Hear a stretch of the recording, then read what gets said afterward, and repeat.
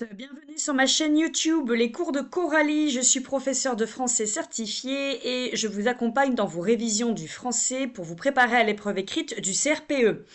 Alors, si vous n'avez pas encore rejoint mon groupe Facebook CRPE 2026 avec moi, avec Coralie, professeure de français, eh bien ne tardez pas à rejoindre les 1600 membres déjà présents. Vous retrouverez dans l'onglet Je vous montre à la une toutes les choses les plus capitales, les plus importantes à regarder en priorité sur ce groupe.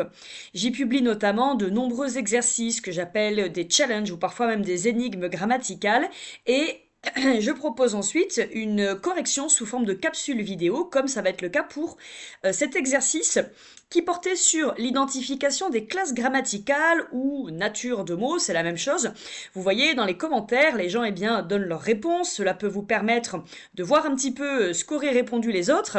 Et puis, quelques jours après, une fois vous avoir laissé un petit peu mariner, je vous propose une correction. Alors la voici. Je vais travailler sur ce tableau blanc qui me sert pour mes cours en ligne. D'ailleurs, vous voyez mon agenda à droite. Je vais essayer de m'en éloigner un tout petit peu. Voilà. Alors, les classes grammaticales, donc évidemment, nature ou classe grammaticale et fonction, c'est une leçon absolument incontournable en grammaire. C'est la base de tout. C'est la base ensuite des propositions subordonnées, des expansions du nom. C'est la base de tout ce que vous devez maîtriser pour le concours. Nature et fonction, réviser, potasser vraiment cette leçon à fond. Il y a beaucoup de par cœur. D'une part, les classes grammaticales, il faut les connaître par cœur. Les fonctions, c'est plutôt de la pratique. Plus on s'entraîne à identifier des fonctions, en se posant des bonnes questions, en faisant des tests et des manipulations dans une phrase, meilleur on est. Pour aujourd'hui, cet exercice ne portait que sur les natures, que sur les classes grammaticales, on ne vous demandait pas de fonctions. Faites bien attention le jour du concours à bien lire la consigne. Si l'on vous demande l'un ou l'autre, ne répondez pas et nature et fonction. Ne répondez que à l'une ou l'autre, enfin nature ou fonction, mais pas les deux. Lisez bien la consigne. Allez, sans plus tarder, on y va. On vous demandait de lire ce passage et de répondre aux questions. Je connais les hommes, je ne suis fait comme aucun de ceux que j'ai vus. Donnez la classe grammaticale précise des deux mots soulignés. À quel mot renvoie-t-il? Vous pouvez mettre ma vidéo sur pause, faire l'exercice, puis réactiver la vidéo pour avoir tout de suite la correction.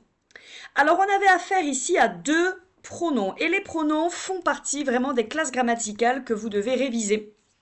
C'est comme les déterminants, j'y viendrai un peu plus tard. Si au concours vous ne répondez que pronom ou déterminant, c'est absolument incomplet. Dans les pronoms, vous avez des sous-classes grammaticales. Vous avez les pronoms personnels, relatifs, indéfinis, possessifs, démonstratifs. De même pour les déterminants. Révisez bien, pronoms et déterminants, ce sont les deux classes grammaticales les plus riches, les plus denses. Je ne suis fait comme aucun de ceux. Alors, ceux, on avait affaire ici à un pronom démonstratif qui renvoie à homme. Je connais les hommes, je ne suis fait comme aucun de ceux. Ce renvoyait donc à homme. Je me rends compte que mon stylo est beaucoup trop fin. Hop là, voilà. Homme, d'accord?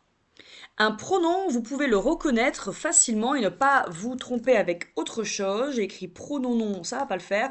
Pronom. Vous reconnaissez un pronom puisqu'il va renvoyer à quelque chose dans la phrase. On peut aussi dire que le pronom remplace quelque chose dans la phrase. Ce qui n'est pas le cas, par exemple, des déterminants avec lesquels parfois on peut confondre les pronoms. J'y reviens après avec la question d'en dessous. Le pronom renvoie à quelque chose dans la phrase, remplace, renvoie quelque chose dans la phrase. Ce, Rousseau ici, il est en train de nous parler des hommes. Je ne suis fait comme aucun de ceux que j'ai vus. Que est ici un pronom relatif. Si vous avez déjà entamé la leçon sur les subordonnés, le pronom relatif, sans grande surprise, permet d'introduire une proposition subordonnée relative. C'est la leçon sur les subordonnés. Que, pronom relatif qui renvoie à ceux. Donc que renvoie à ceux qui revient à les hommes. C'est d'ailleurs là le rôle d'un pronom relatif, c'est de renvoyer à ce qui vient juste d'être mentionné. On appelle ça l'antécédent du pronom relatif. Alors, voilà pour cette première phrase. Alors, je vais un petit peu vite. C'est le but de mes capsules vidéo, c'est que ce soit un format court, 10 minutes maximum. Si vous avez des questions, que vous n'avez pas tout bien saisi dans les nuances, n'hésitez pas à laisser un commentaire et je vous répondrai sous la vidéo. Deuxième phrase. Mais d'une main, l'aveugle saisit le bras du clairvoyant et de l'autre, détournant son arme, il le rejeta une seconde fois à terre. Jules Verne. Indiquez la classe grammaticale du mot en gras. Quel mot renvoie-t-il? Bon, là, on vous donne un gros indice. C'est un pronom. Une fois de plus, il le rejeta. Alors souvent, les pronoms, on pense aux pronoms personnels. On pense à je, tu, il, elle, on, nous, vous, il, elle au pluriel. Mais dans les pronoms personnels, vous avez aussi le. Il le rejeta. Là, il la rejeta. Vous avez également les. Il les rejeta. Ou alors lui. Je lui téléphone. Faites attention à tous ces petits mots. Révisez bien les pronoms. Il y a vraiment beaucoup de subtilité. Pronom personnel. Et ici, eh bien, le va renvoyer à le clairvoyant. Alors attention, l'aveugle saisit le bras du clairvoyant et de l'autre, il le rejeta une seconde fois à terre. Alors, il le rejeta, c'est le clairvoyant, c'est pas le bras. Dans les commentaires, certains m'ont dit il rejette le bras. Non, on rejette pas, enfin on peut rejeter le bras, mais là, le rejeter une seconde fois à terre. Donc c'est plutôt la personne entière, le clairvoyant en entier, l'individu, pas seulement son bras. Donc ici, le renvoyé à clairvoyant. On vous demande ensuite de donner la classe grammaticale du mot souligné. Et là, c'était piégeux parce que c'est le même mot. Sauf que le dans le bras, c'est ici un déterminant. Hop là, je voulais juste vous marquer que voilà, c'est un déterminant et ça fait partie en fait de l'autre classe grammaticale que vous devez vraiment réviser. Parce que dans les déterminants, il y a beaucoup de sous-classes. Si vous ne dites que déterminant, c'est incomplet. Le bras, c'est un article défini, donner son genre et son nombre, masculin singulier. Le déterminant ne renvoie à rien dans la phrase, il ne remplace pas quelque chose dans la phrase contrairement au pronom. Première chose pour le distinguer, d'ailleurs on vous dit comment l'avez-vous différencié du mot en gras. Deuxième différenciation, le déterminant, l'article défini, mais il existe aussi les déterminants possessifs, démonstratifs, appartiennent à un nom. Il fait partie du groupe nominal, le déterminant se trouve devant un nom. Et justement, eh bien, le déterminant va déterminer le genre et le nombre du nom qui l'accompagne. Le va avec bras, le bras. Après un pronom, vous ne trouverez pas de nom commun. Ce n'est qu'avec le déterminant. Allez, enfin, dernière phrase. Les deux voyageurs inclinaient donc à penser qu'il n'y a point d'esprit dans notre habitation. Voltaire. Classez les mots invariables soulignés. De la préposition, de l'adverbe, de la conjonction de coordination, de la conjonction de subordination. 3 petites listes de mots que vous devez apprendre par cœur. Les prépositions, les conjonctions de coordination et les conjonctions de subordination. Les dernières, les conjonctions de subordination, sont très nombreuses, mais elles se ressemblent un peu toutes car elles sont des dérivés de que. Que, afin que, pour que, dès que, alors que. Dans les conjonctions de subordination, vous avez également comme, quand et si. Les conjonctions de coordination, on les apprend par cœur quand on est enfant. Mais, ou, et, or, ni, car. Vous allez me dire, mais il manque le donc. Eh bien oui, en fait, le donc a basculé depuis quelques années dans les adverbes de liaison. Donc n'est plus une conjonction de coordination, mais un adverbe. Les prépositions, petite phrase qu'on apprend par cœur aux enfants. À, avec accent.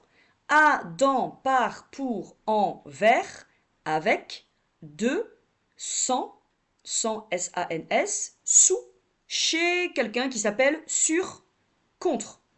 Apprenez cette petite phrase pour mémoriser les prépositions principales. Elles n'y sont pas toutes, mais ce sont vraiment les plus essentielles. On y va donc. En préposition, dans mon texte, ici, j'avais dans ma phrase, j'avais le A avec accent, et j'avais le D apostrophe qui en réalité est le 2 qu'on a élidé car derrière il y a une voyelle. Et j'ai aussi le dans. Comment je le sais? Je l'ai appris par cœur. Alors là, il n'y a pas de secret, les classes grammaticales, c'est du par cœur. Les fonctions, il faut réfléchir. Les classes grammaticales, on ne réfléchit pas, c'est par cœur. Comme conjonction de coordination, il n'y en a pas. C'est un vieil exercice à l'époque où le donc était encore une conjonction. Donc est un adverbe. Tout comme ne point. Ne point, ce sont des adverbes, chacun, un adverbe, ne et point, de négation. Vous avez également ne aucun, ne personne, ne jamais, ne plus, ne pas, adverbe de liaison, de négation, pardon. Et enfin, il vous manquait la conjonction de subordination, il y en a avec une, c'est le Q apostrophe, c'est le que, je vous disais, que et tous ses dérivés qu'on a élidés pour former Q apostrophe. Voilà pour cette correction express, moins de 10 minutes, je m'y suis tenue. Si vous avez besoin d'être formé personnellement pour l'épreuve écrite du concours, n'hésitez pas à me solliciter, je donne des cours en ligne évidemment. Vous pouvez me retrouver sur lescoursdecoralie.com, mon site internet où vous aurez tout le détail de mes offres. Et puis, n'hésitez pas à fouiller sur ma chaîne YouTube, c'est un peu la caverne d'Ali Baba. Vous avez de nombreuses capsules vidéo pour vous entraîner sur absolument tout dans le programme de français. Bon courage dans vos révisions et à bientôt!